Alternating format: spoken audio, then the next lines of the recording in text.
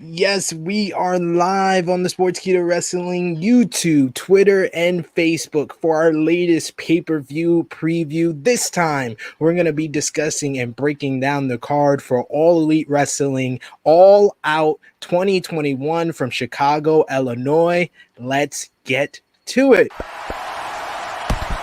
out, watch out, watch out, watch out! Yes, watch out, watch out, watch out. We are live right now. It is me, your True Heel Phenom, SP3. I am back once again with another pay-per-view preview. Like I said, we're going to be discussing AEW All Out 2021, the return of CM Punk in ring. We're going to talk about the AEW World Championship on the line, the AEW World Tag Team titles, TNT Championship, the Casino Battle Royale, all this 10-match card. I am back with an esteemed colleague, wrestling legend, manager extraordinaire. If you didn't know, he used to be the manager of a certain 16-time champion, John Cena, the creator of the briefcase in professional wrestling, the star maker, the king, Kenny Bolin.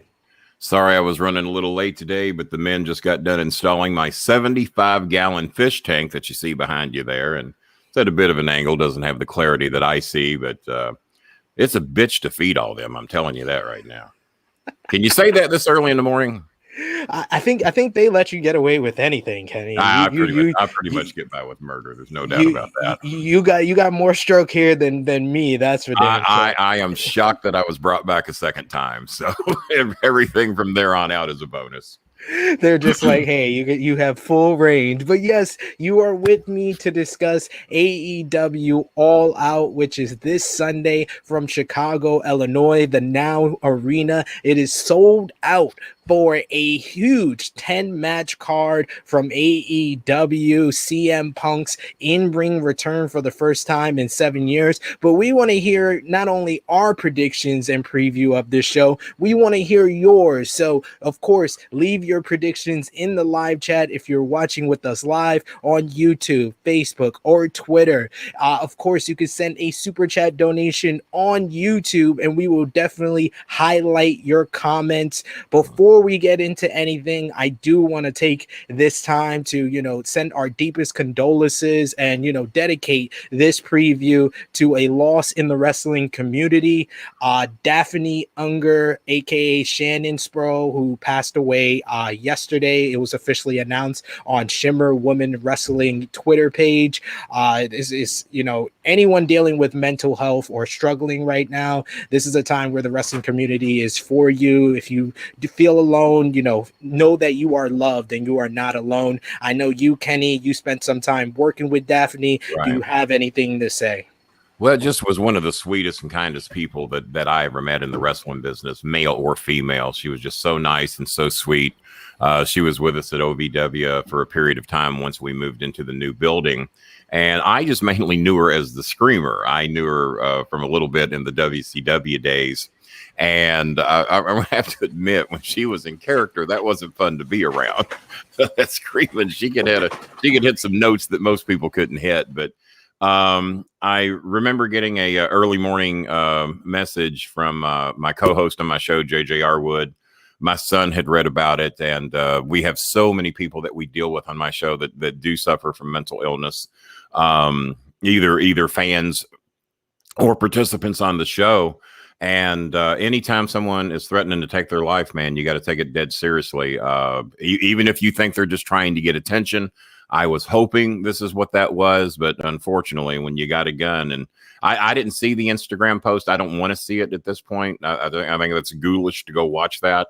And April Hunter was with us at OVW at that time. She wasn't on the roster, but she was with JD Michaels, and she another sweet, beautiful, smart person in the wrestling business that should have been with Ohio Valley Wrestling, but for political reasons was not.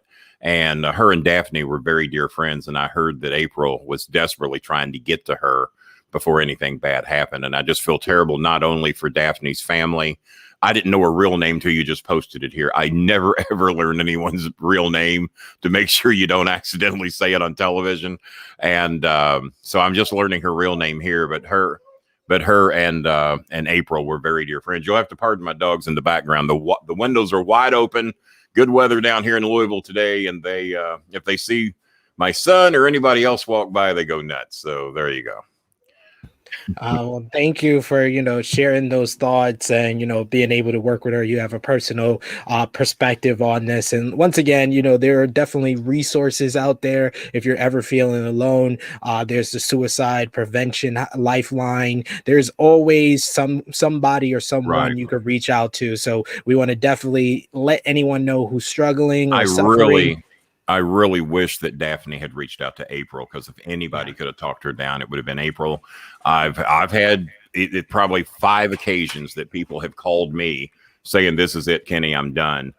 Going back to 2007 on, and I've used reverse psychology on them. I've showed compassion. I've done all kinds of different things to try and talk people down.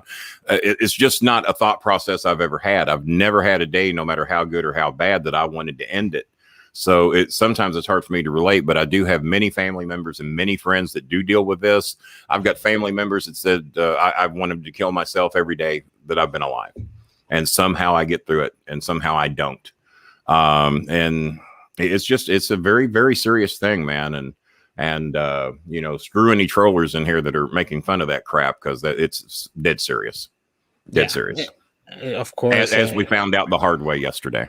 Yeah. And, I've lost a couple of wrestlers to that too, so it's not good. It's truly a sad thing. We definitely want to send our thoughts and prayers to any family or friends of Daphne and everyone in the wrestling community. This is a time where we can all come together. There's a lot of tribalism in the wrestling world, but when stuff like this happens, it kind of brings us all together and realize that there's more to all of this, and we are a community and are a family. So hopefully anyone else that's suffering or feels alone, they know that there are people out there for them.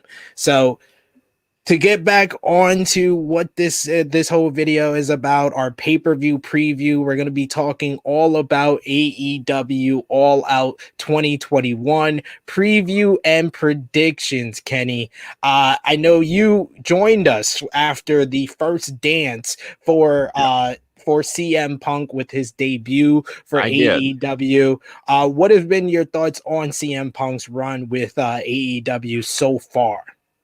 Well, kind of hard to say he's had a run yet, because he hasn't done anything in the ring other than to walk out and take up a little bit of camera time.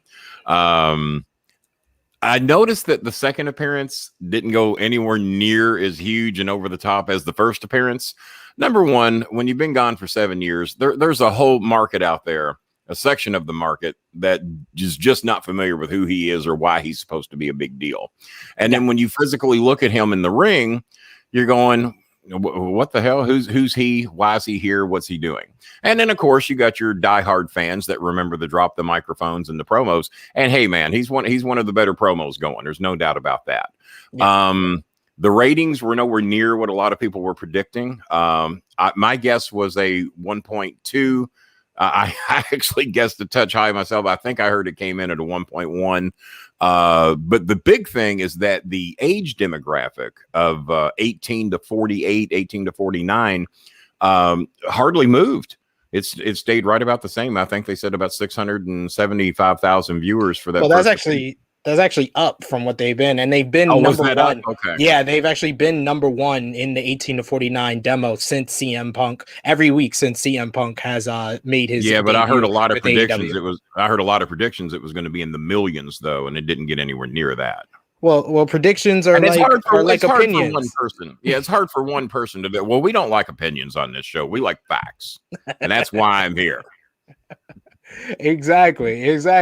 Like I said, opinions and predictions are like buttholes. Everyone has one. So I expected a lot of people to overestimate this, but I think that it's pretty much been beneficial for AEW so far. They've been number one in the ratings. They've been over 1 million on both Rampage when CM Punk debuted as well as Dynamite. So they're doing pretty well in those departments. department. But well, as I said on the show, let's see where they're at 6 weeks from now. And if he can make a dramatic impact, and we're getting a couple of different sources of information on that 18 to 49 thing, because I heard it did not move the needle that much. They may have already been number one. I heard you mention that the event is sold out. All right. Would it have sold out without CM Punk? All right. Of course it would. So that didn't help you a bit. Wherever they was at was going to sell out anyway, from what I understand. So what else is he bringing to the table? Yeah, he's selling a lot of shirts from what I hear. However much a percentage of that goes to the company, how much of that goes to him, I don't know. But normally when you bring in somebody, the two things you're looking to do is bring in additional television revenue, and what are you doing to the house shows? What are you doing to the pay-per-views? And if they were already selling out, well, you pinned yourself in a corner there. You may have brought him in at the wrong time. You wait for a dip, and then you make some adjustments, because if you've already sold it out, now you've just added to the payroll. Now, how much more revenue is he bringing you? And that is yet to be seen. Yeah, other than t-shirt sales, of course. We shall definitely see with this pay-per-view how it's going to pan out. But let's start with that'll be another good indicator. How much higher does the pay-per-view rate? I'm not buying it. I'm not paying that much money to watch anybody, so I'm not a good judge of that. But go right ahead. Well, we're gonna start with the pre-show, the buy-in. They had a switch in the card. It was originally supposed to be on the main show, Andrade versus Pac. Due to travel issues, Pac's not going to be on the show. So the Casino Battle Royale that was supposed to be on the buy-in is now on the main show. So the buy-in is going to be in 10-man tag, as it's going to be Matt Hardy, Private Party, and TH2 of the Hardy family office versus Orange Cassidy, Chuck Taylor, Wheeler Yuta, and Jurassic Express. This has all been culminating with the feud between Orange Cassidy and Matt Hardy that's been featured on Dynamite as well as Dark and Elevation over the last few weeks. Hardy Family Office has also been feuding with Jurassic Express, so it's bringing the two feuds with the HFO together into one big matchup. Get a lot of guys on this buy-in card. So who do you think wins, HFO versus Best Friends and Jurassic Express? Well, anything that Orange Cassidy is a part of, that would be where my heart would be to see something good happen there. Orange Cassidy, has been pointed out to me, is the only star that they have on the show that gets dramatic attention outside of the wrestling business. That you will see his videos, his tweet outside of wrestling, and you got to have that, because you're always trying to build a new fan base, and apparently Orange Cassidy's that guy.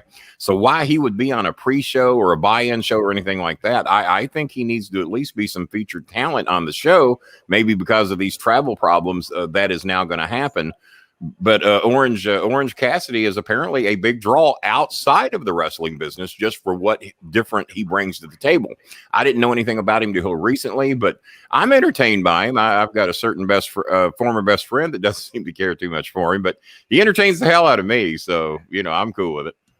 Yeah, that certain best friend of yours is, of course, Jim Cornette is not the biggest fan of how the hell did you guess that? It's like I only had one friend. Come on. Yeah. I mean, it's either him or Dutch, and Dutch hasn't said anything bad about Orange Cassidy. Dutch has never been a friend. Trust me. Well, damn. Just bury Dutch on the show. We did that last time. Burying me if I wasn't here. Does he bury me when I'm not on the show? Go ahead and tell me. Occasionally. He loves you. He does it out of love. I love Dutch too. He knows that. We have each other's personal phone numbers, and I prank call him all the time. And of course, we want to hear your predictions as well in the live chat. We got a couple of people joining us already. We got Judy Wong saying Kenny Bolin fears vegetables. That's a troller that we blocked on my show. We got Dave. Don't read their comments unless they pay something. Do like we do on our show. If they pay something to get their comments read. Of course, we're just showing love to the live chat. But Wong is a troller. The one using my daughter-in-law's name over and over and over again is a troller. Block these idiots for me. Have some respect for your guest. We got our rest in peace, Stephanie, from Dave. Thank you for that. We got I do pay to have friends, by the way, and it's a good thing I got a lot of money, or I wouldn't have any friends. So thank you, Sports Kita. Thank you, Sports Kita. And I get paid by the troller as well, so that helps. South Dakota's a big fan of our show. He's he recently lost a friend to a daggum drive-by murder in South Dakota. And he attends a lot of Nick Dinsmore shows up in South Dakota as well. So South Dakota's a pretty good guy. We don't have to block him. We don't have to block him.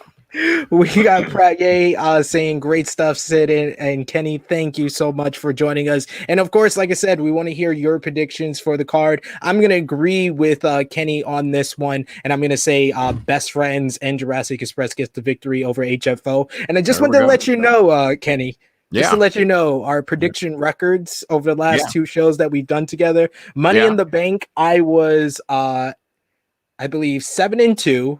Okay. You were 6-3. Okay. And all right. Respectable for a show I normally don't watch. So, all right. And SummerSlam, you were 7-3, and I was 9-1. Woo! Look at you. I told you I have an inside source. Got that mark power going for you and that inside source. No, not mark power. It's when you live with someone that works at WWE headquarters. That could help. That could help. It pays off for these predictions, but we're gonna start off hot with one of the top title matches. Another person from that used to be in WWE. It's gonna be Miro, God's favorite champion, the Redeemer, the TNT champion versus Eddie Kingston. This is two of the best characters and best talkers in AEW, and they've done a lot in minimum amount of time to hype up this matchup. Their 50-second video package on Dynamite was one of the best parts of the show. Eddie Kingston said he's going after Miro's neck due to the DDT being his Achilles heel over his last couple of title defenses, while Miro says he won't lay down for anyone. The only person he lays down for is his hot wife in the hotel room. So who is going to walk out of Chicago with the TNT championship? The only thing you've done for me there is who is his hot wife. That's all I want to know. Lana, CJ Perry. Lana? Yeah. All right. You sounded disappointed by that. Like, yeah. Well, I was. I'm just gonna leave it alone. It's just a hotel room I would rather stay out of. We'll just leave it at that. Oh my goodness! Come on, Miro's a pretty good talent. I think he's doing more of what he was probably designed to do. This guy would think's a legitimate tough guy. Wow. But I think my son really likes Eddie Kingston quite a bit, and he's watched way more of this than I have. You know what? Miro's the current champion, right? Yes. Let me step out on a plank and just go for an upset, and Kingston finds the way to win it. All right, I'm gonna go with Miro to successfully defend. I feel like Miro's doing the best work of his career, whether it be as a character on promos. So he's really been delivering for me. And I agree. I barely knew who he was when I saw him on there going, "Who the hell's that?" And then I realized who it was. I was like, "My God, maybe they should have tried that at the other company. Might have worked." I mean, they did well when he first came in, when he was the Bulgarian Brew, putting up Putin and all that good stuff. But once he lost to your boy, John Cena, it was all kind of downhill. You know what I think the demise of that character was over there? I think anytime you get on these reality shows and then you realize that Lana doesn't really speak with a Russian accent, and you see the behind the nonsense, that's still a work. But people want to think it's reality, and then you see this side of these guys. I think it ruins what we're supposed to believe in ring. And once we realize she doesn't speak with a Russian accent, then why do we believe it when she comes out and does it on the shows? It is true. It kind of have you noticed that a lot of Hollywood actors that are known for being a certain character, you will rarely see them out of that character. Yeah. Because they don't want to ruin the on-screen perception. Well, I think wrestlers should probably take that a little bit more seriously too. Well, we're in this day and age. We're all smart. That's what I was gonna say. It's 2021, and they don't seem to agree with that anymore. It seems. Victor Nash says that he agrees with me that Kingston wins because Miro's the one that called him out. I will say that I have a couple of friends on my YouTube channel, True Hill Heat. I have one that lives in Chicago. He's going to All Out. I have a lot of them that live in New York like me. That's two more friends than I thought you had, so that's pretty good. I know. I have a bunch. You should go over watch the channel. I'll invite you on for sure. But we need something. September 22nd, we got our Arthur Ashe Stadium show in Queens, New York. It's the most attended event in AEW history. We need things like debuts and title change. If we're gonna have Eddie Kingston win the TNT championship, it needs to be in his home of New York City. I can't have it happening in Chicago. Chicago's got enough. They're getting CM Punk's debut. They potentially are going to get another former WWE champion, which we'll talk about potentially debuting on Sunday. They can't have Kingston, so that's why. I had no idea any of that with the hometown and Arthur Ashe Stadium and all that. So I will agree with you on that. That would be the place to make that happen. Absolutely. We got a super chat donation from Ozzy. Thank you, Ozzy, for joining us. He says Rick needs a quarterback for his Bengals. Where's Rick? What? Where's Rick at? See, in hiding. Anytime you're around. Pretty much when I'm around, I think there's a little something going on there. And by the way, let's thank Raiju for me being here today. I pulled a Roddy Piper. I held them up for a bigger payday, and he came through at the very end. Let me check. Let me make sure. I mean, he said it was on. It's there. Yeah. The extras in PayPal, so we're good. There you go. I was going to have to leave y'all alone there for a minute, but Raiju came through. He's the man. There you go. And he's in the live chat as well. Kenny Bolin is all elite. There you go. And your son is here with us. No, it's not. That's a troller. That's another troller. Trust me, my son wouldn't be caught dead here. well, nice of him to show appreciation, I guess. Yeah. And the only black person I fear is you. You're the only one. The rest of them I'm pretty cool with. Yeah. Thank you. We love you. We accept you in the hood. But yes, we should talk about another. It took 61 years for me to get accepted in the hood. we should talk about this match here, probably the least anticipated matchup on this card, as it's going to be QT Marshall with the Factory versus Paul White, the artist formerly known as Big Show, who will be making his AEW in-ring debut.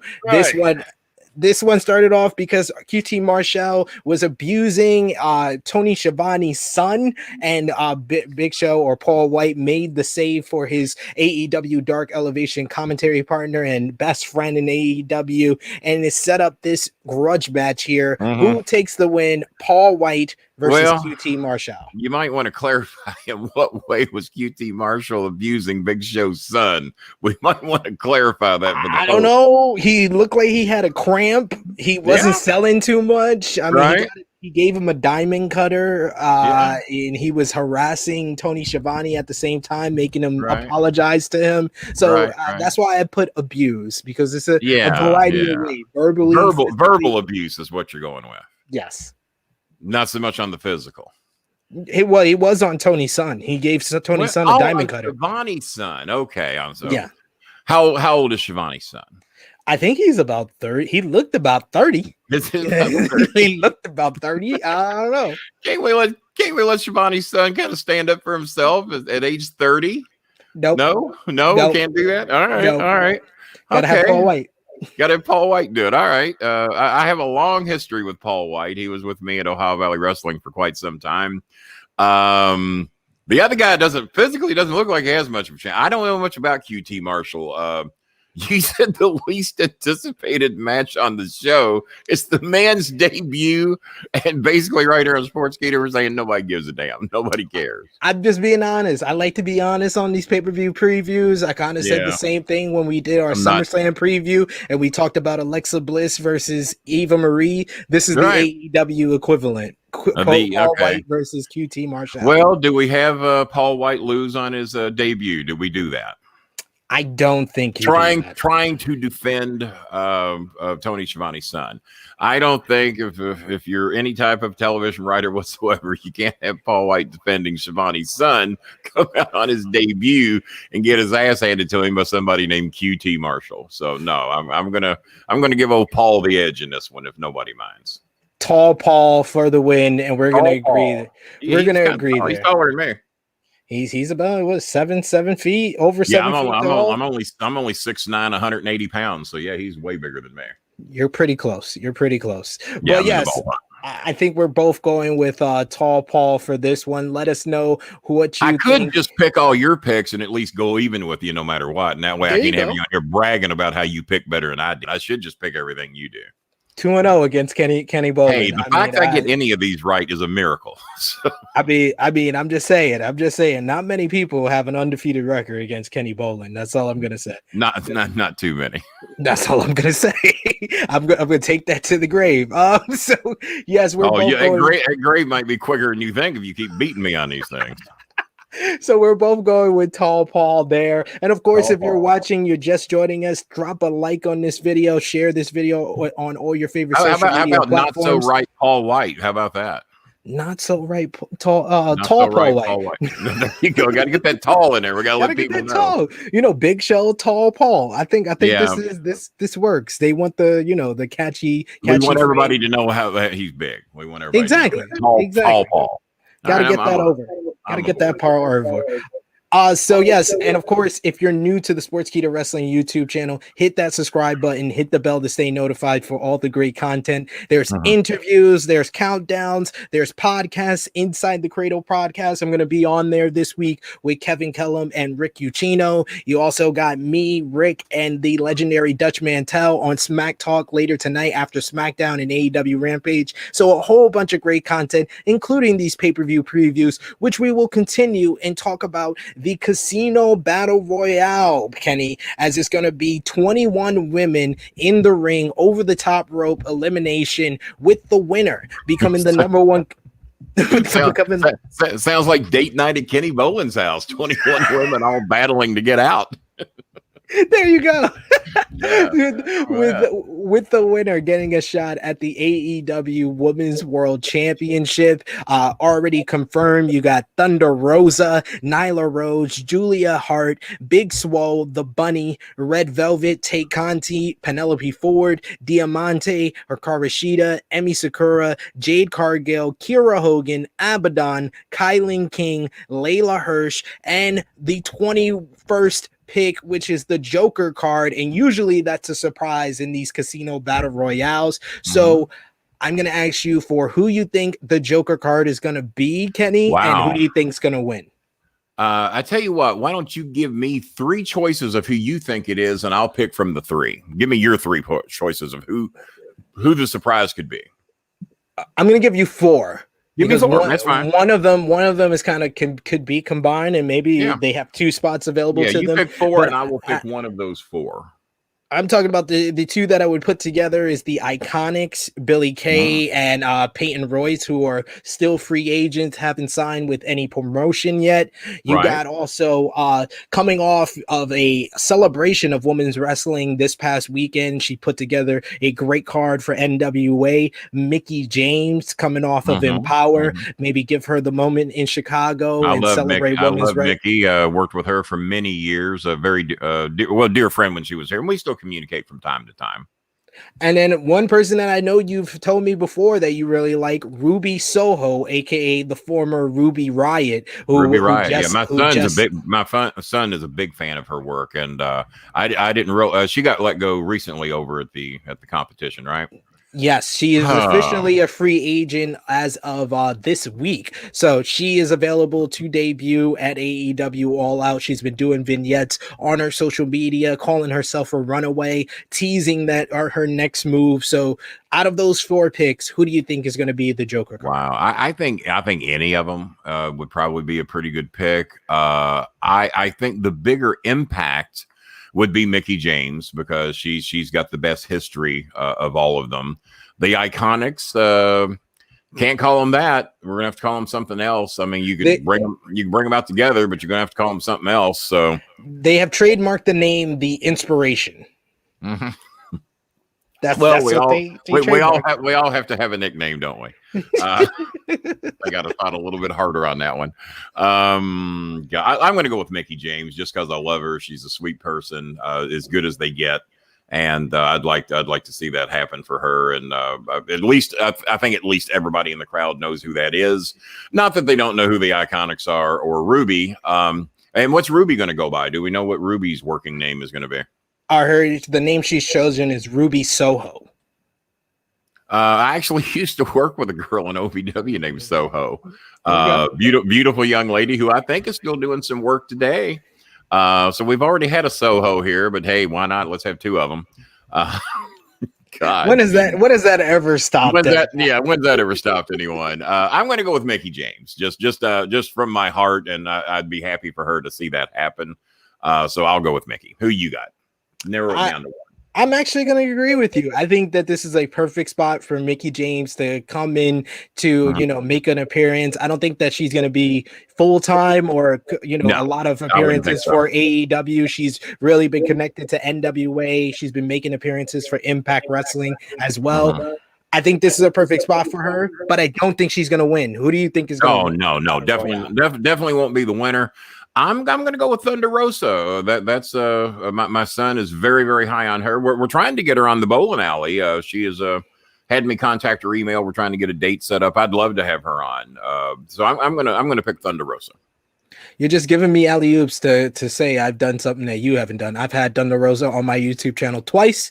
I've interviewed her twice. I've done work with her or her organization or independent promotion, Mission Pro Wrestling as well. So she's doing great things. I'm going to tell you why that's happened. I think it's easy for her to do a show with you and not be sexually attracted to the host. And I think it's very difficult for her to do mine.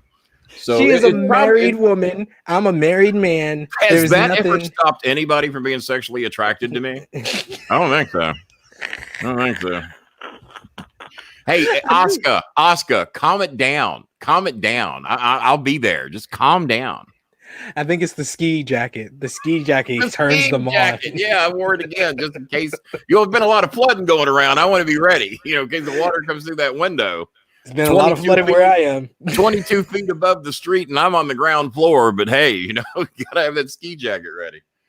We got one of our good friends over from the True Hill Heat YouTube channel, Slamming Sammy Joe, saying he thinks the inspiration is going to be the Joker card here. Or we got Victor Nash saying Tessa Blanchard, which is an interesting pick there. Even Raju saying, do you guys think Tessa Blanchard could show up? I don't think so with AEW. AEW has kind of been steering clear of Tessa Blanchard because of the controversy surrounding her. Do you think that bring me up to date. What controversy has been surrounding Tessa Blanchard? Well, last year before she won the Impact World Championship, it was revealed that she had a lot of backstage issues when she was in Japan for Stardom. She used the N-word against La Rosa Negra. She also had backstage problems when in her time in WWE as well. That's why WWE hasn't been too. Well, imagine somebody with the last name Blanchard having backstage heat. That's a shock. Seems like a chip off the old block. Well, I tell you what, anybody that hires somebody that used the N-word against somebody backstage, there should be a mass walkout.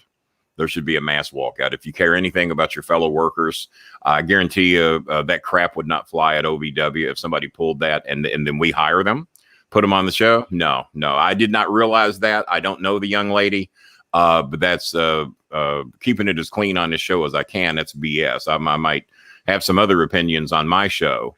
That'll be a little bit more vocal, but that's crap. And they should have a walkout if they bring her in. Yeah, I totally agree with you there. I mean, to be in private and to think you're going to get by with it. I know that Cornette was recorded saying the word quite a few times, and he had no idea he was being recorded. All right. A lot of his fans made excuses for him. Well, it was the 90s. I don't know, young man. Was it cool to say that word in the 90s? You would probably know. No, I don't think it was. No. I don't think it was. And so I'm irked anytime you hire anybody that has that history. That bothers the hell out of me. I did not know this about her. I don't know how that one escaped me. But like I said, someone named Blanchard having backstage heat and being inappropriate. Wow. How she didn't get her ass beat that night's what I want to know. Yeah, I mean, I did hear that it did get physical with La Rosa Negra, but it never really came out until before she Yeah. won the Impact World Championship. And then she had a bad falling out with Impact where she kind of held their belt hostage last year when she wouldn't come back from Mexico. She wouldn't even send promos into the company. So I think that the AEW understands the black mark that Tessa has put around her name, and that's why they haven't signed her yet. I could see a place like NWA taking a chance on her, maybe an ROH, but not AEW and not WWE anytime soon.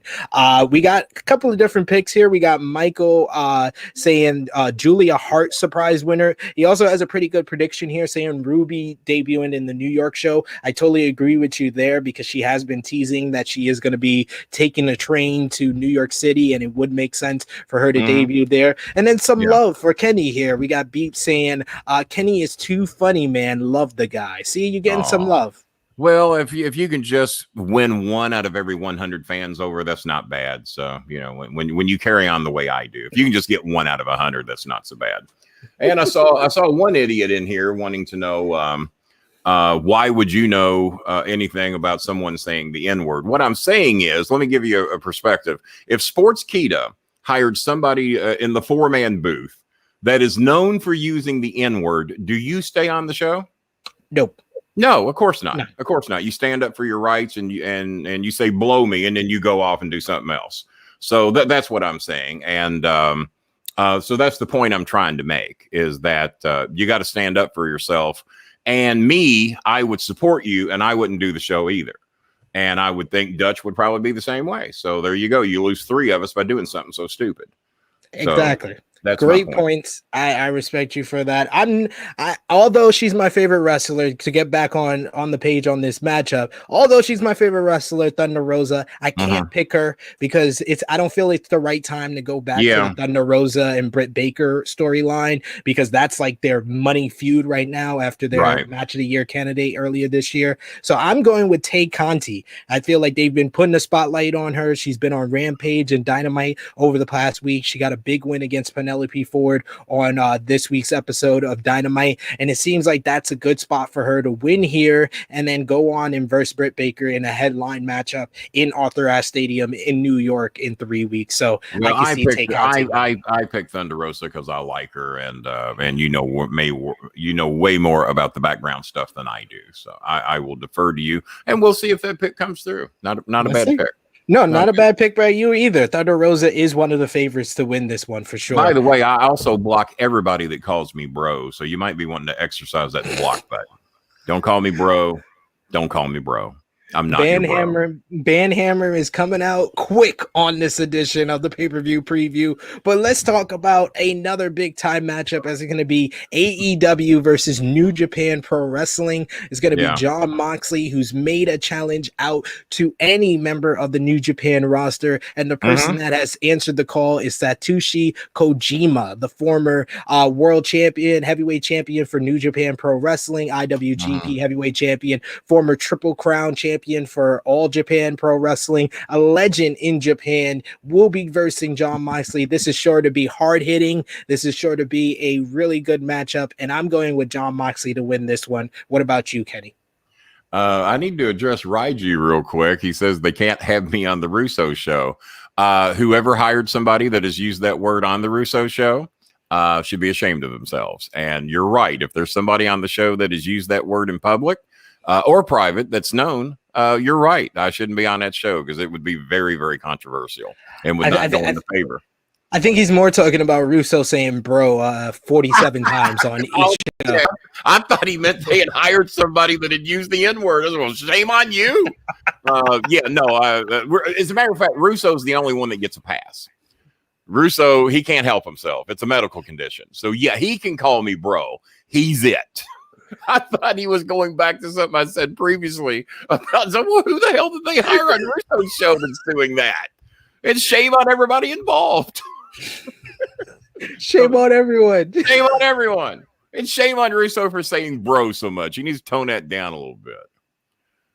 He would have to go to a hospital if you told him he couldn't say bro. I challenged him to a promo contest. I said, but you can't say bro. Pick any word I can't say, and if I say it, I lose. But you can't say bro. And he wouldn't even do it. He'd lose. He would lose immediately. So Who who you got in this one, Kenny? Moxley or Kojima?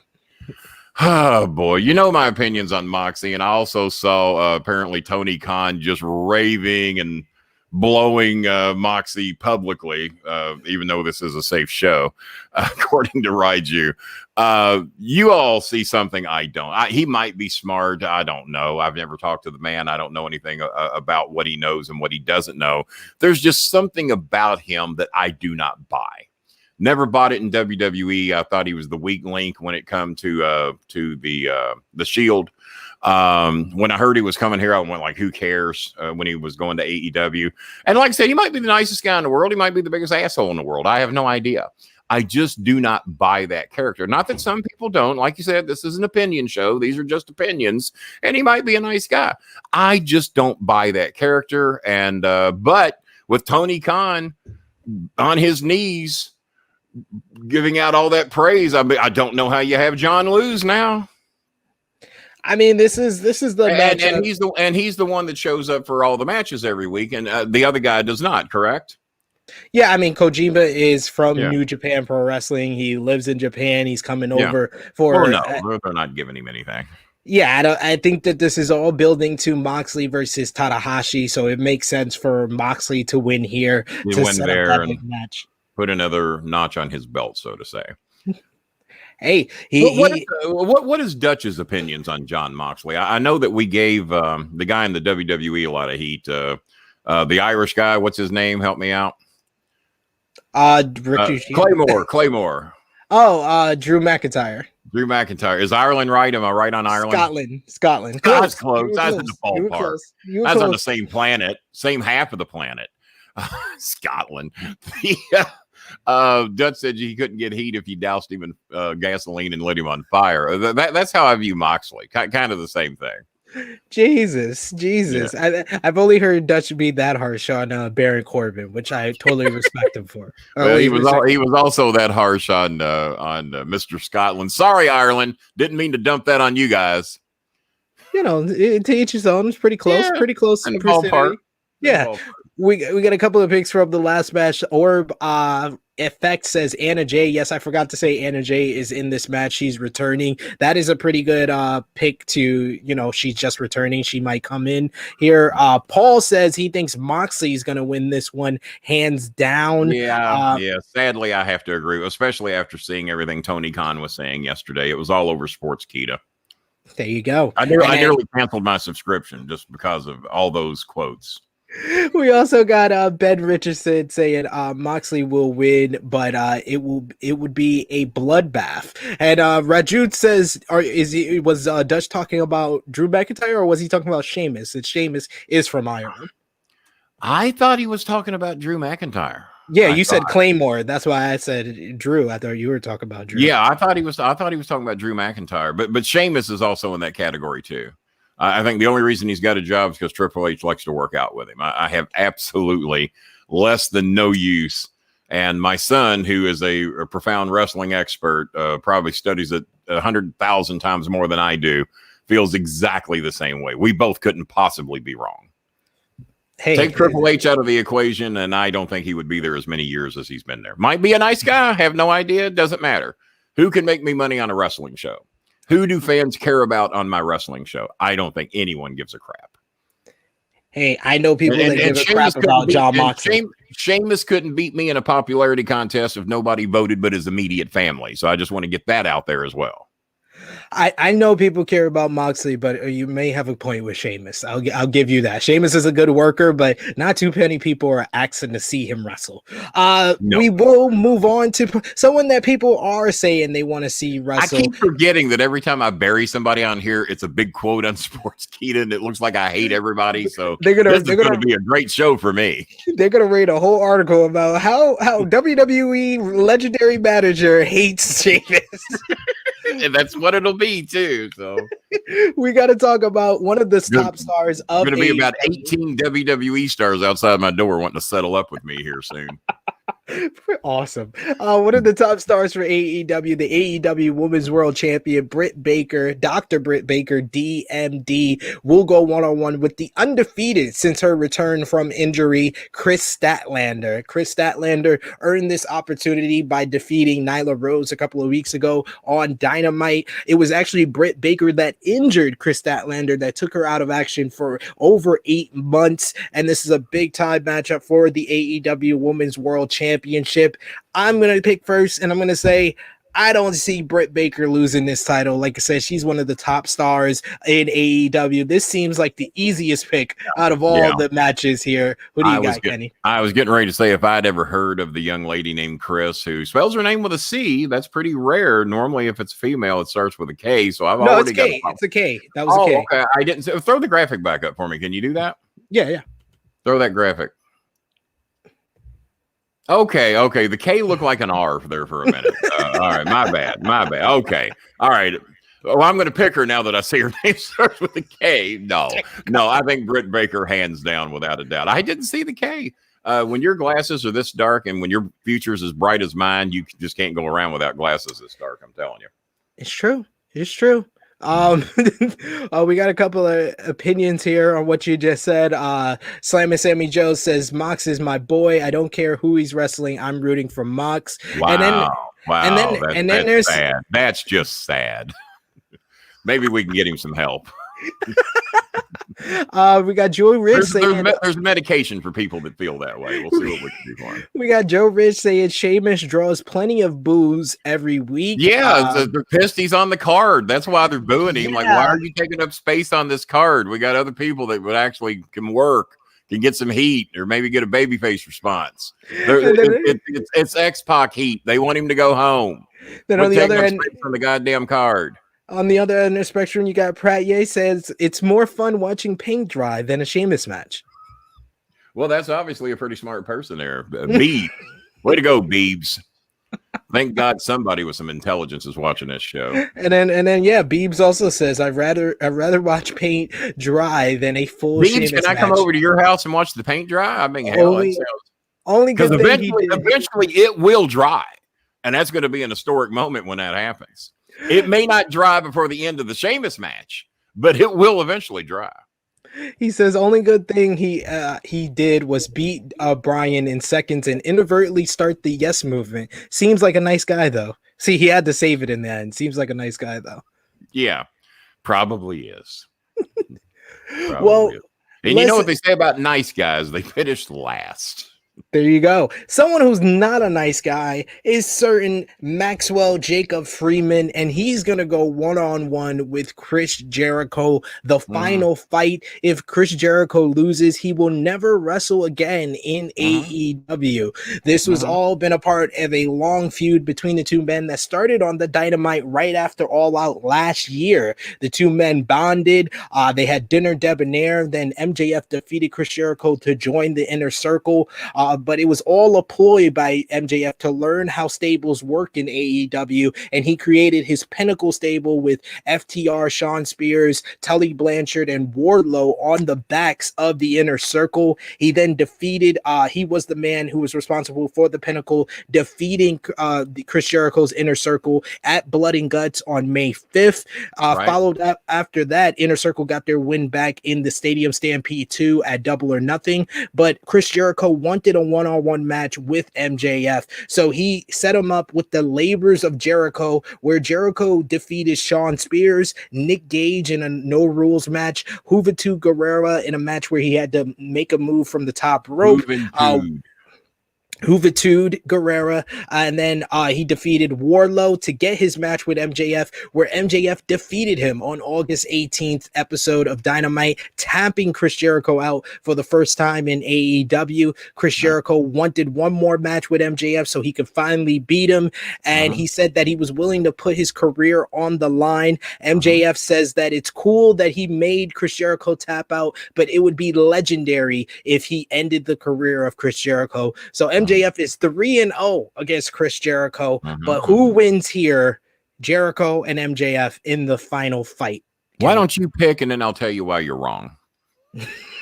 I'm going with Chris Jericho to win this one. Yeah. I mean, I would love for MJF to get one more win over him, but you know, baby faces usually win in the end in a lot of different feuds throughout wrestling history, and it seems like that is a theme that AEW is following as well. Chris Jericho does probably have a couple of more years. That because I did a show at Six Flags with a Cornette booked, and I think we had 9 matches on the card. Baby faces went 9-0. I said, why? He said, well, we want to send them home happy. I said, well, couldn't we just have the baby face maybe win the main event and send them home happy? Did we have to give them the whole damn card? Hey, why come if you know the baby faces are going to win every damn match? Hey, so, I picked Miro. I picked Britt Baker. I picked a couple of heels so far, but this one I think Jericho's winning. Who do you got? So we don't have any inside information from corporate that Jericho has re-signed with the WWE. We got no backstage information on that, right? No. Jericho did lead with the opening. Well, if I lose, I'll just go to the commentary booth. Well, I don't recall anybody offering him the job full time. So I personally don't feel that Jericho is ready to shut it down. But then again, this would be a great way to slide out of it if you don't want to do it full time and focus on your music career and what have you. But I am going to say we're going to pass the torch. We're going to pass the torch, and MJF is going to go 4-0. Well, there you go. Just because I don't want to agree with you on everything. I appreciate that. And to answer this question, Don Dada says MJF, great character, but I couldn't tell you his finisher if I had a gun to my head. And you know what? That's great because I don't think we need to know the rest. What was Jerry Lawler's finisher? Jerry the King Lawler. What was his finisher? I thought it was the power driver. It was the power driver for years. But the power driver is illegal in Memphis. He had to use that very selectively. Then he started using the fist drop off the second rope. And then what else did he do? That's all I remember him winning matches with. Fire. That's true. Fireball. Yeah, you throw fire quite a bit. Also illegal. Got to be very selective when you throw that out. Fist drop off the middle rope, or just drop the strap and knock the crap out of somebody. The strap became a part of it at one point once he became babyface. I remember once when he was a heel, I said, well, what's he going to do now? He can't drop the strap as a heel. That's not going to matter. Well, I was wrong. He dropped the strap. Dundee had beaten him into the corner, and Lawler's getting mad, and he drops the strap. What do you think happened next when Lawler pulled the strap down as a heel? He got booed? No. He dropped the strap, but Dundee had beaten him up so bad he fell forward on his face and got nothing. That's actually a great moment. He proved me wrong. He did pull the strap down. He just got nothing out of it once he did. He just pulled the strap down and went and just did the flare flop to his face. And that was the only time we ever saw Lawler drop the strap as a heel. There you go. And Joe Ridge answers I think the it's question great there. if you can't name a guy's finisher. But then again, in this day and age of Mortal Kombat wrestling, everybody's got to finish him. You gotta have a finisher. But Joe Ridge actually mentions it. It's the Salt of the Earth armbar, which he defeated Chris Jericho with. And that's why none of us can remember it. It's the Salt of the Earth armbar. That's why none of us know what the hell it is, except you. Shame on you for knowing. I do. I saw him beat Chris Jericho with it. He made him tap out. What, you want me to forget that? Well, no, it's the fact that you knew it was the Salt of the Earth armbar. See, in my neck of the woods, we just call it an armbar. Salt of the Earth. Salt of the Earth. It's not a regular armbar. It's the Salt of the Earth armbar. Yeah, it's the Salt of the Earth armbar. It's that new enhanced version. There you go. This one right here might be the match of the night, as it will be inside of a steel cage. The Young Bucks will defend the AEW World Tag Team Championships against the Lucha Bros. It was 2 years ago at All Out 2019. Did you just call them the Lucha Bros? Are you just trying to piss me off? The Lucha Bros. The Lucha Bros. Russo's favorite team, by the way. Well, they defeated the Young Bucks back at All Out 2019 in the Escalera de la Muerte ladder match, one of the greatest matches in All Elite Wrestling history. These guys they were in a great series of matches to start off AEW in 2019, but they haven't faced each other since All Out 2019. This is their first matchup, the two teams against each other in 2 years. Lucha Bros earned this opportunity by defeating the Varsity Blondes and Jurassic Express in the AEW World Tag Team Title Eliminator Tournament. And now they get the big match. It's inside of a steel cage because the Young Bucks have made a habit of using the Elite, the Good Brothers, Brandon Cutler, Kenny Omega, Don Callis, Michael Nakazawa, and whoever else they can use to retain the AEW World Tag Team title. So this is going to be the two teams straight up inside that huge steel cage that we saw on Dynamite this week. So who wins this one? And I'm scared for the health of these two teams because I think they're going to do something insane inside this steel cage. Wouldn't doubt that a bit. I'm going to pick the Young Bucks because it'll piss Cornette off. So I'll just pick them. Wise decision. I think either way, Cornette's going to be pissed by this. Well, but yeah, more so if the Young Bucks win. Probably right. But I'm going to go with the Lucha Brothers. I think this is the perfect opportunity to transition the tag team titles. The Lucha Brothers are one of the best tag teams in the world, and they haven't been given the opportunity to be the AEW World Tag Team Champions. In your opinion, are they dramatically better than the Young Bucks? No, I would say these are the two best tag teams in professional wrestling today. Yeah, I don't know much about the Lucha Bros. The Bros. You can call them Lucha Brothers if you like. Bro. No, I like Bros. Gives me a reason to dislike them. Here come the Lucha Bros. Oh, God. Well, Penta El Zero Miedo is more of like the charismatic of the two. I hope they pin them during the entrance, just not to waste any time with the Lucha Bros. There you go. He's the more charismatic of the two with the Zero Miedo, and he's the more brutal of the two with his arm breaking and stuff. While Rey Fenix is like if Rey Mysterio got into a time machine and went back to when he was 28, 29 years old, that's Rey Fenix, basically. He's one of the best high flyers, and he's a little taller than Rey Mysterio. And my advice is don't break the arm of your opponent because you might have to work them again the next night. And I'd shy away from breaking the opponent's arm. And for those of you that believe they might break their arm, not a good idea. Kind of kills the card, kills future work. Keep breaking arms, nobody to work. So you want to have good matches with them again. Yeah. We got Joe Rich. I guess you can break the other arm the next night. Just bring the one arm. They could be the one arm bandits the next night. We could do that. There you go. We could get two matches out of them that way anyway. We got Joe Rich saying Rey Fenix and Penta are the best tag team, hands down.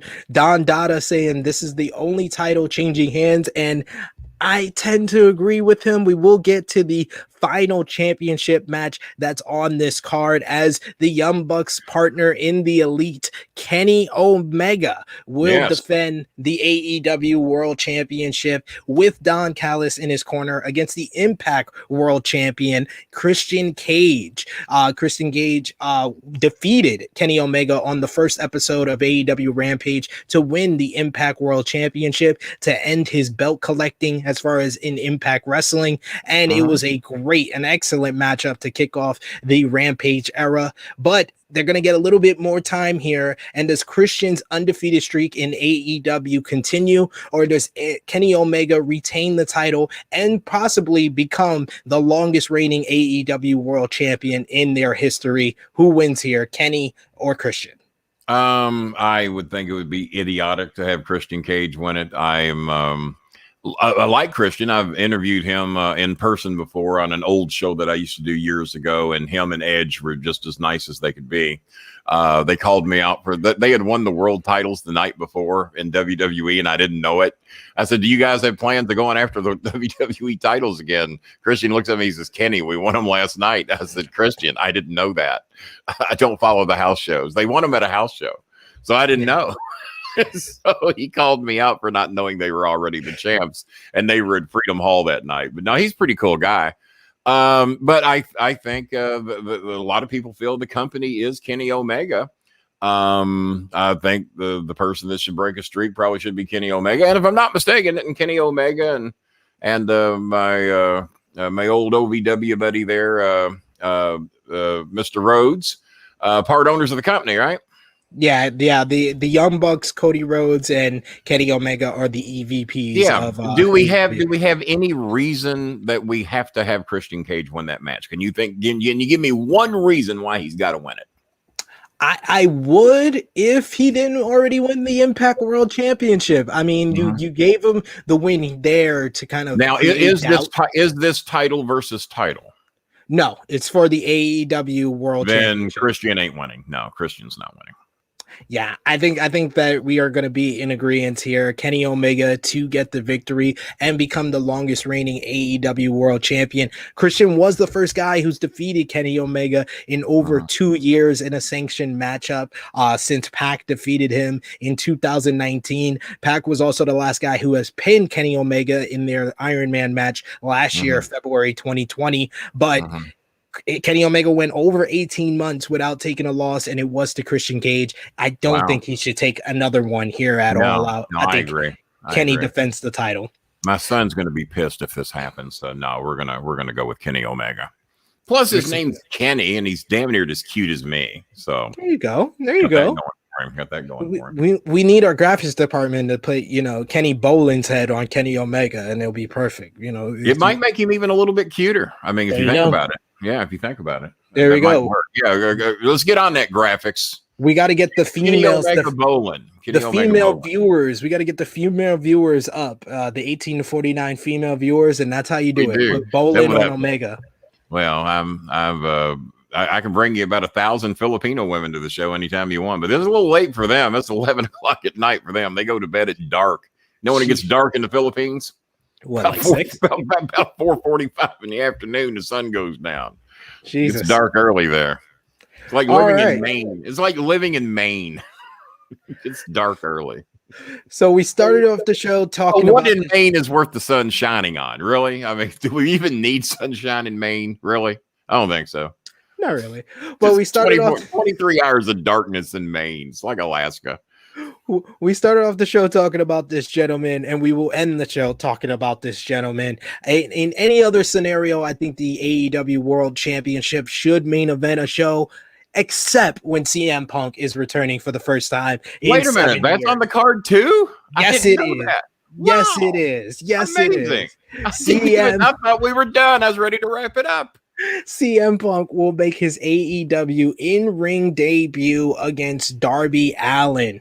It was at the first dance that CM Punk made his AEW debut, his return to professional wrestling for the first time in 7 years. He said that he wanted to verse the young guys in AEW, and at the top of his list was Darby Allen. Darby Allen accepted the challenge. These two men have said a lot of good things about each other. CM Punk said if he was 15 years old, Darby Allen would be his favorite professional wrestler, and Darby Allen said when he was 15 years old, CM Punk was his favorite professional wrestler. So this is a bout of respect, but Darby Allen says that he's gonna beat CM Punk in Chicago or die trying. So who wins this one? Punk. Well, or we don't Darby want anybody to die in the ring. We've had enough bad news this week, so let's not have that. I had a discussion about this with my son earlier this week, and I felt this is what I would have done if they would allow me to book it. And I don't even like booking, but if I were allowed to book this, I would have had Punk come in. And who in their right mind thinks that CM Punk came back to AEW just so he could wrestle Darby Allen? That's the guy he wanted. Get ready to bleep me. Bullshit. He should have wanted Jericho, even though they wrestled each other. Now, hang on, hear me out before you interrupt me. Maybe one of the other bigger stars that he has wrestled. Maybe has he wrestled Kenny Omega? I guess maybe he has. No. Well, no, you come back after Kenny Omega then. You come back after the known star, the known champion, and then Darby sticks his nose in it. No, give me a chance. But no, you're not coming back to pick this guy out of the rafters standing next to Sting. I totally disagree with that. He should, because Punk should have had no interest in him. And then when he finally talks himself into a match with Punk, he beats Punk. Punk elevates him. If Punk comes back after 7 years and beats Darby, he's done nothing for Darby. Darby has to win because he cannot come back after 7 years, ring rust and all, and then you think this guy's so great, and then you come in and beat him. Well, you just proved, well, I can take 7 years off and beat your ass. So you've proved nothing. Darby has to win. And they shouldn't have given Darby the first match anyway. Darby should have earned that match. He is not of the status of a Kenny Omega, a Chris Jericho, or countless others that you can name on that card. Now, you obviously disagree with me. So let's end this show right. Tell me why you disagree with me, and I'll once again tell you why you're wrong, but go ahead. Because this shows that CM Punk has his finger on the pulse of professional wrestling and AEW, because Darby Allen is the guy that, Kenny Omega is a top star. He's the AEW World Champion. Chris Jericho is a legend in the business. John Moxley was the AEW World Champion during the pandemic. But Darby Allen in 2021 has been responsible for the top-rated main events on AEW Dynamite. He proved himself to be a ratings draw as the TNT champion. He's the one. See, even the dogs agree. No. Somebody's knocking on the door and I'm busy, so they're gonna. Well, Darby Allen has proven that he is a ratings draw. He gets to a broad spectrum of fans. Females love him. All right, go ahead. Females love him. I'm gonna mute you. But females love him. The kids dress up like him. He is gotten the whole fan base behind him. He's been one of the most popular guys in all of AEW and proven himself to be a future star for them, a future AEW World Champion. But the whole story of Darby Allen is about him being an underdog, and he needs an obstacle to overcome. Cody Rhodes was that for him. He was his first match in AEW. They went to a draw. Then he lost to Cody twice. And then he finally beat Cody when he won the TNT Championship. His next level to me is to get up to the AEW World Championship. But first, he needs an obstacle to overcome to get there. And CM Punk is going to be that new obstacle. CM Punk wins here, but it's all about the long story with AEW. It's not about the first match. It's about the first match setting up the longer story. And the longer story is going to be CM Punk is his next obstacle to overcome, because I see CM Punk eventually becoming the AEW World Champion, and the guy that's going to beat him is Darby Allen. That's how you tell a long-term story. Favor, kick me out for a second so I can see who's at the door. It might be important. Kick me out for a minute, and I'll come back real quick and give you my response. No worries. So it's all me. I got to kick out Kenny Bolin. Kenny Bolin's checking on the dogs. The dogs agree with me. They think that Darby Allen is the next big star for AEW. And we got a couple of great points in the live chat here. Slam and Sammy Joe talking about both of them being straight edge. So yeah, in a lot of ways, they parallel each other. Like, Darby Allen is a young CM Punk in a lot of ways. Like they both said, CM Punk says if he was 15, Darby Allen would be his favorite wrestler. Darby Allen says, when I was 15, you were my favorite wrestler. They are both alternative, enigmatic personas that like draw a different audience than other performers will. And they both have the same stature. So it makes sense that these guys are parallel each other, and why CM Punk would choose Darby Allen out of all the guys in AEW to first, because Darby Allen is really like a mix of CM Punk with the straight edge lifestyle meets Jeff Hardy, Jeff Hardy is one of CM Punk's greatest rivals. Check out my article on Sportskeeda Wrestling, the 5 greatest rivalries in CM Punk's career. So it's a bunch of great things there. We got Beep saying, yo Sid, thoughts on Jericho losing and coming back as Mr. Canada under a mask? I don't think AEW would do that. AEW has been respecting their stipulations. That's why Cody hasn't gotten a shot at the AEW World Championship. And I believe Kenny is back with us. Yeah, that was pest control. I said, well, you're being a pest. So they come the first Monday of each month normally. This isn't Monday today, right? No, it's Monday. So, I don't know. Pretty sure it's Friday. I told him to come back in 10 minutes. There you go. Yeah, we're almost done here. It's Friday where I'm at. I don't know about maybe it's Monday somewhere in the world. I don't know. But we had a great point while you were going. Slam and Sammy Joe brings up that Darby Allen is also straight edge. So in a lot of ways, Darby Allen is a young CM Punk. So that's another reason why he would choose the younger version of himself to verse in his first. Okay, that is a good point. I wasn't aware that he was so-called straight edge. I'm straighter edge than all of them because I don't wear paint on my face. I don't have tattoos. I don't have piercings. I was straight edge before there was straight edge. Never smoked, never drank, never done drugs. But I was guilty of loving carbs. So there you go. We all have a weakness. We all have a weakness. So what is your response? So I just don't think Punk should win his first match back in 7 years. That's just my personal feeling about it.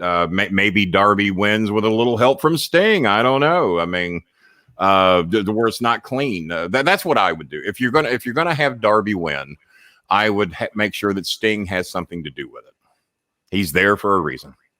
Well, Sting addressed Darby and CM Punk on Dynamite, and he made allusions that he's not going to be in Darby's corner because he believes that this should be a one-on-one matchup. So I don't know. Maybe they do. Maybe this is a heel turn for Sting to set up Sting versus CM Punk. They could go a number of different ways, but I do respect your opinion on thinking Sting and CM Punk. I didn't even think about that one. It could go that direction, and Sting said he would have loved to verse CM Punk when he was younger, but why not now? Sting doesn't look like he's aged since he was like 42. Kittens. Yeah, it's not like either one of them are young kittens, but Sting is what, 50s, I guess? Is he in his 50s? He's 60. He's 60. Is he 60? Yeah, I'm 61 and a half. That's why I don't wrestle. There you go. It's like, you know what? I think 52 is a good age to get out of this business. I think 52 is good. So, but not everybody sees it my way. Jerry Lawler, 71, and the man still wrestles about 2 or 3 times a month. I don't get it. He's keeping it going. Keeping it going. He has said that he thinks that he would die if he quit wrestling. He thinks he has to do it. So, long as you can and you feel good doing it, and he's took care of himself bump wise, so yeah, why not? What the hell? So do you have any CM Punk stories from your time with him in OVW before we sign things off? Yeah, there were many times that we got along good because he knew of my connections with Cornette, and if some crap was going on in the locker room, he would say, Kenny, what would Cornette think of this? And then I would tell Punk in front of the room how Cornette would feel about it. Because, as you know, Jimmy would take his ball and go home quite a bit, and he'd miss a lot of shows due to disagreements with the office or what have you. And so Punk would kind of try to be the locker room general, so to say, and say, well, Jimmy would not put up with us. So most of the time we got along good, but when he got called up to the WWE, I guess he wanted to get over with the boys. So we had a celebrity bowling match at a bowling alley that was just down the street. Wouldn't it be appropriate that I would be at the bowling alley with CM Punk? So Punk had just been called up. Aaron the Idol Stevens was with me, who was Damian Sandow at one point once he went on to the WWE. And several other people that went on to be big stars. I'm sure Mickie James was there, countless others. And for whatever reason, Punk took my briefcase. It's sitting over here. Y'all have seen it. He took my briefcase and he threw it down the bowling alley. And he thought I was going to go get it. And I looked at him and I said, I don't know what the hell's the matter with you. We're here doing a personal appearance. I don't know how big a deal you think you are. I said, but I am not going down there to get that briefcase. And I said, if anyone's going to get it, it's going to be you. So he's acting like, no, you're going to be the one to go get it. So I guess he was trying to get over with the boys. I don't know what he was doing. So the manager of the bowling alley says, okay, the personal appearance is over. Thanks to your friend there, you guys have to leave. He says, and by the way, you're the one who threw it. You're the one who's going to go get it. So they made Punk walk down the alley, the walk of shame, to make him walk down the gutter of the alley, pick up the briefcase, which he did not get a strike, by the way. I'll point that out. It came up short. And he had to walk the briefcase back to me and hand it to me. And I said, that was stupid. And he hands me and Aaron the Idol looked at him and said, man, that wasn't cool. Because I guess he thought Aaron was going to think it was funny. And then management threw all of us out. And I don't think we ever went back to that bowling alley again. So, but, you know, a lot of these guys, they get called up and they get their pants a little full and they think they're a big deal. And so I guess he thought he was going to get over with the boys, that he was a big star and he was going to do that. And the other one is when he got into it with Tony Atlas. Have you heard this story? Oh, I think I have from him. I think he told the story himself. Oh, did he tell the story? I think so, but we want to know it from your perspective. Did the story end good in his version for him? I don't think it did. It did. No. He was sitting in the back row. I normally did not stay for the post-mortem meetings I would normally go home just so not to be a part of that. For whatever reason, I stayed for this one. And Tony Atlas was the agent who had been assigned. And Tony Atlas is trying to explain to boys what it takes to be a star, this, that, and the other. And who were the two that were portrayed as brothers for a brief period of time? I think they're still working. They were brothers in OVW. And then when they got up north, Vince realized they weren't brothers and he killed that gimmick. If you say their names, I'll know it. They never really made it to the big time, but I think they're still around. I think they're both still getting some work. I thought you were going to say the Bashams, but that's not. No, the Bashams would have known better than to done what was done. But these guys were kind of taking Punk's side, and because Punk was telling everybody, he says, "Well, apparently you don't know who I am. You don't know that I've already been a star." And Tony Atlas says, "A star." He says, "Have you ever been booked in Madison Square Gardens?" And Punk says, "Well, yes, I have." And then Atlas says to him, "Have you sold it out as the main event?" And then Punk had nothing to say. He says, "Well, I have sold out the Madison Square Gardens as the main event." He says, "Until you can match my resume, you need to sit there and shut up and listen to what I got to say." And he had a problem with Punk having the taped up. He looked like he got 2 broken arms, but Cornette used to tell him that too. Cornette hated that he taped his arms up because it looks like you got 2 broken arms. Why would you do that? It bothered Jimmy more than it bothered me. I never quite got it either. I guess it was a place where he could mark the X. I don't know. Does he still do that? Does he still tape up the arm? Yes. Okay. Has he ever explained why he does it?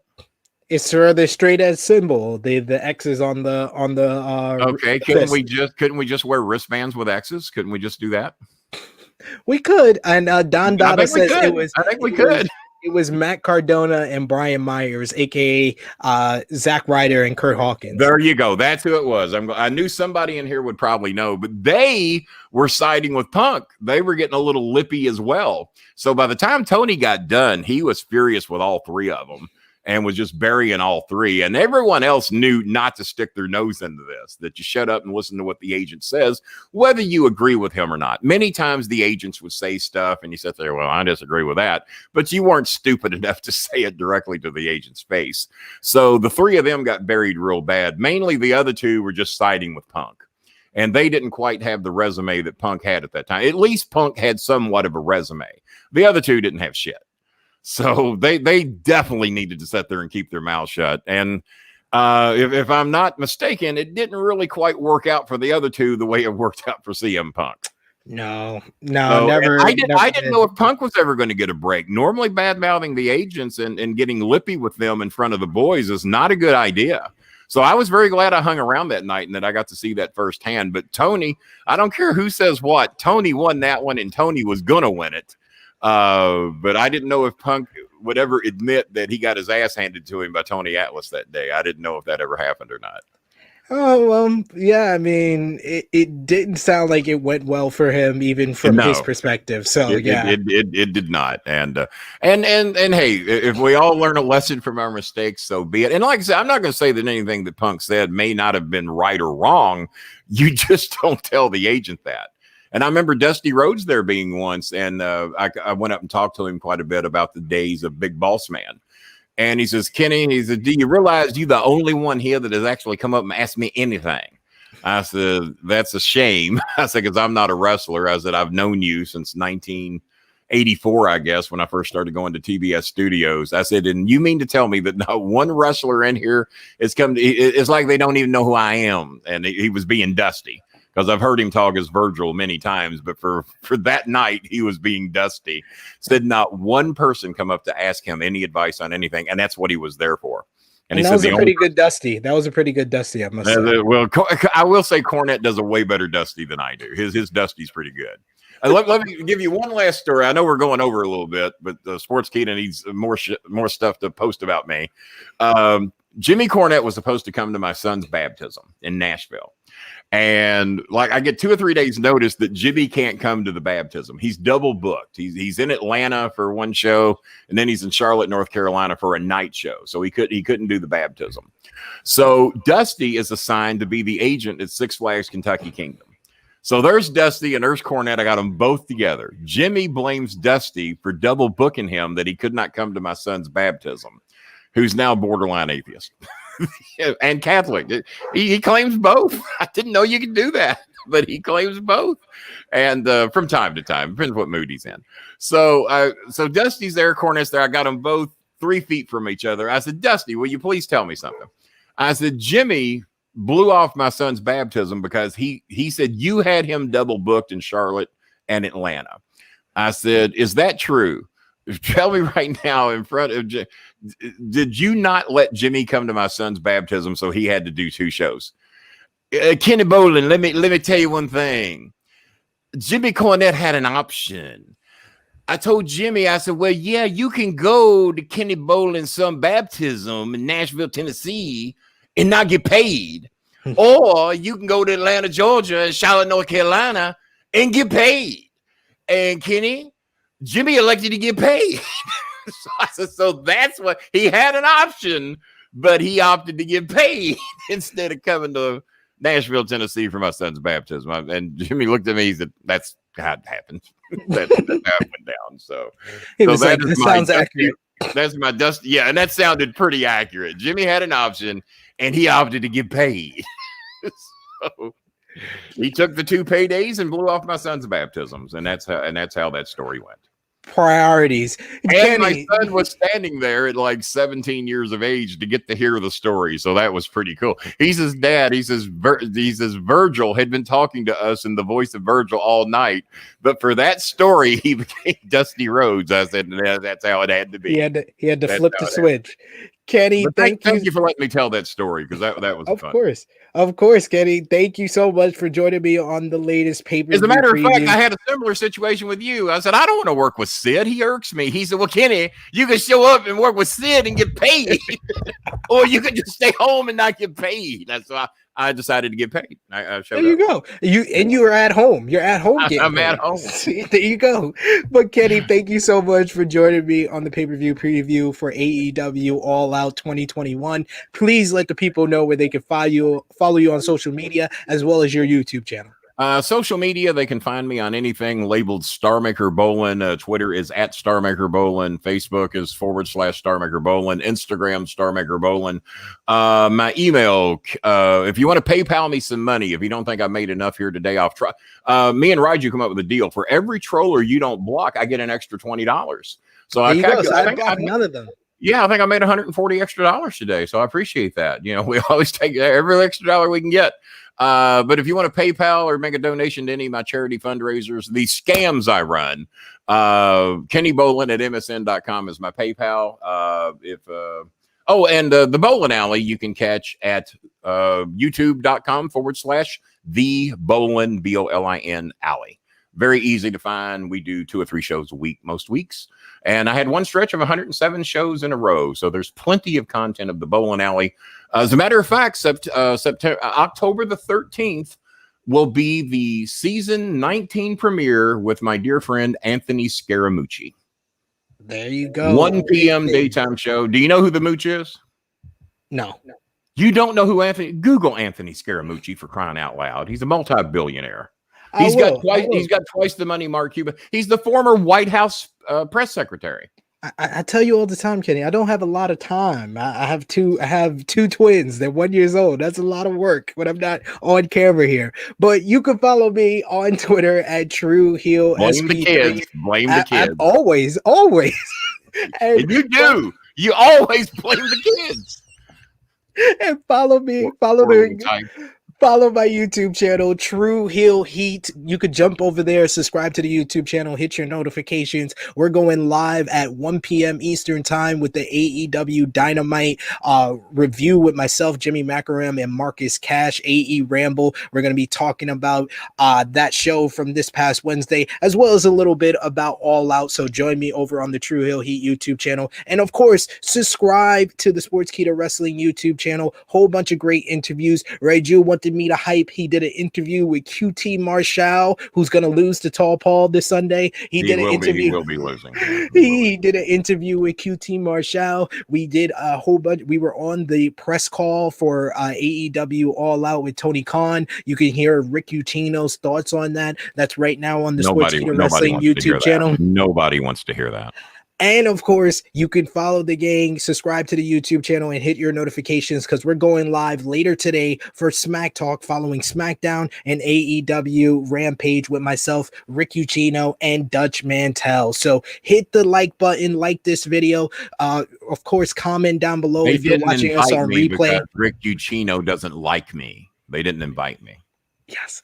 But yes, comment down below, give us your predictions for AEW All Out, and of course hit the subscribe button, hit the bell to stay notified for all the great content, and share this video on all your favorite social media platforms. So thank you so much for joining us live, everyone who joined us across all 3 platforms. Thank you, Kenny Bolin, as always. You were insightful, intelligent, and always hilarious. It is me, your true heel phenom, SP3. This has been AEW All Out 2021 preview and predictions. We are signing off until next time.